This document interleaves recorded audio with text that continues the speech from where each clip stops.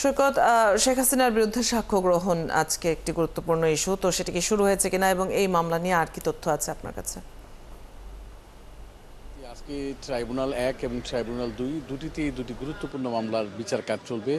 শুরুতেই ট্রাইব্যুনাল ২ এর দিকে আসি। সেখানে জুলাই অভ্যুত্থানে যে প্রথম শহীদ হয়েছিলেন বেগম রোকেয়া বিশ্ববিদ্যালয়ের শিক্ষার্থী আবু সাঈদ, সেই মামলায় যে সাক্ষ্য গ্রহণ চলছে আজকে এই মামলার যে তৃতীয় সাক্ষী ডাক্তার রাজিবুল, যিনি আবু সাঈদের লাশের বা মরদেহের যে পোস্টমর্টেম করেছিলেন, সেই ডাক্তার রাজিবুল গতকালকে সাক্ষী দিয়েছেন এবং তাকে আসামি পক্ষের যারা আইনজীবী রয়েছেন, আপনি জানেন যে এই মামলায় ৩০ জন আসামির মধ্যে ৬ জন গ্রেপ্তার আছেন, তাদের পক্ষে আইনজীবী আছেন এবং যেই ২৪ জন পলাতক আছেন তাদের পক্ষে রাষ্ট্রনিযুক্ত আইনজীবী যারা রয়েছেন তারাও সাক্ষীদের জেরা করে থাকেন। সেই মামলার বিচার কাজ শুরু হয়েছে কিছুক্ষণ আগে ট্রাইব্যুনাল ২-এ, যার চেয়ারম্যান বিচারপতি নজরুল ইসলাম। আর ট্রাইব্যুনাল ১-এ আজকে ১৩তম দিনের মতো শেখ হাসিনার বিরুদ্ধে সাক্ষ্য গ্রহণ কার্যক্রম চলবে।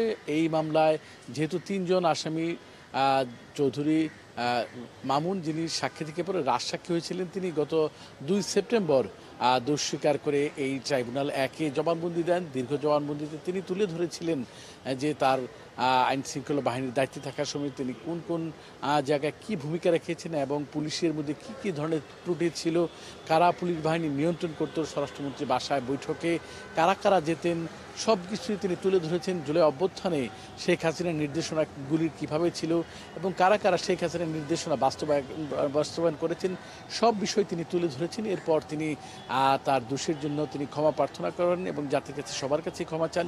পরে আসামি পক্ষের যে আইনজীবী, রাষ্ট্রনিযুক্ত আইনজীবী আমির হোসেন, তিনি তাকে জেরা করেন। আজকে যে ৪ জন সাক্ষী দেবেন, আমরা যতটুকু জানতে পেরেছি এই মামলার যেই রাজসাক্ষী চৌধুরী মামুন, চলতি বছরে তিনি কিন্তু এই মামলায় নিম্ন আদালতে গিয়ে ম্যাজিস্ট্রেটের কাছে একটা জবানবন্দি দিয়েছিলেন। সেই জবানবন্দি যে ম্যাজিস্ট্রেট নিয়েছিলেন তিনি আজকে এই মামলায় সাক্ষ্য দিবেন।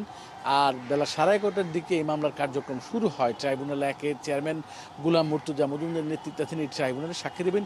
শেখ হাসিনার মামলা এখন পর্যন্ত ৩৬ জন সাক্ষী দিয়েছেন। চৌধুরী মামুন ছাড়া যে বাকি সাক্ষীরা দিয়েছেন তারা সবাই কিন্তু শেখ হাসিনা, স্বরাষ্ট্রমন্ত্রী ছিলেন আসাদুজ্জামান খান কামাল এবং এই সাবেক আইজিপি চৌধুরী মামুনের সর্বোচ্চ শাস্তি চেয়েছেন। তো প্রসিকিউটরের পক্ষ থেকে বারবারই বলা হয়েছিল যে বা বলে আসছিলেন যে এই মামলায় ৪০ জনের কম বেশি সাক্ষী দেওয়ার পরেই কিন্তু এই মামলার বিচার কাজ শেষ হবে এবং এই মাসের শেষে বা আগামী অক্টোবরের শুরুর দিকে মামলার সাক্ষ্য গ্রহণ শেষ হবে, এমনটাও প্রসিকিউশনের পক্ষ থেকে বলা হয়েছে। তো অদিতি হয়তো কিছুক্ষণের মধ্যেই 11:30টার মধ্যেই এই মামলার বিচার কাজ ট্রাইব্যুনাল ১-এ শুরু হবে। এখন পর্যন্ত আমার কাছে ট্রাইব্যুনাল ১ ও ট্রাইব্যুনাল ২-এর এই হচ্ছে সর্বশেষ তথ্য। আপনি আছেন সেখানে সৈকত, নিশ্চয়ই পরবর্তী আপডেটগুলো আমরা জানবো। ধন্যবাদ যুক্ত হবার জন্য। দর্শক, ট্রাইব্যুনালের আজকের গুরুত্বপূর্ণ খবরগুলো নিয়ে সহকর্মী সৈকত সাদিক যুক্ত ছিলেন এতক্ষণ।